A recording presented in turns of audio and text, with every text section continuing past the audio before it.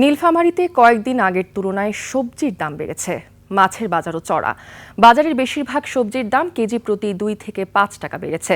পাইকারি বাজারে পেঁয়াজ বিক্রি হচ্ছে কেজি প্রতি 30 থেকে 35 টাকা, রসুন 50 থেকে 60 টাকা, কাঁচামরিচ 80 টাকা, শাক 15 থেকে 20 টাকা, বেগুন 25 টাকা, করলা 23 থেকে 30 টাকা এবং আদা 140 থেকে 150 টাকায়।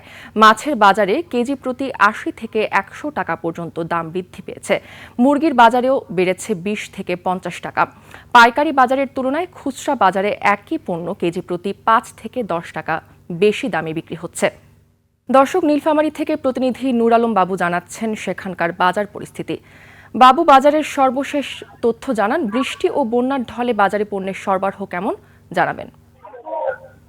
আপনাকে ধন্যবাদ। আমি এই নীলফামারীর সবচেয়ে বড় পাইকারি বাজার রয়েছে। এই বাজারে কিন্তু সকাল থেকে গুড়ি গুড়ি বৃষ্টি পড়ছে। এই কারণে এখানে বেশ কয়েকজন আড়তদার এবং কৃষকরা কিন্তু এই বাজারে পণ্য নিয়ে আসে। আজকে কিন্তু অনেকটা ব্যত্যয় ঘটেছে। অনেক কৃষকই কিন্তু এই বাজারে পণ্য নিয়ে আসতে পারে নাই। তবে একটা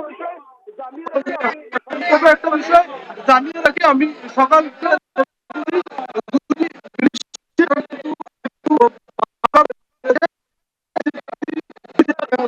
মাছের বাজার যেহেতু এই এলাকায় কৃষি পণ্য উৎপাদন হয়, কৃষি পণ্য কিছুটা সহনশীল রয়েছে, তবে মাছ আমদানি করা হয়। এ কারণে প্রতি কেজি মাছে 100 থেকে 150 টাকার মতো বৃদ্ধি পেয়েছে। তবে মুরগির মাংসের দামও কিছুটা বেড়েছে। তবে বৃষ্টির কারণে উৎপাদনও কমে যাচ্ছে। আগামীতে কৃষি পণ্যের দামও বাড়তে পারে। এই ছিল সর্বশেষ প্রিয়সী। নূর আলম বাবু, আপনাকে ধন্যবাদ।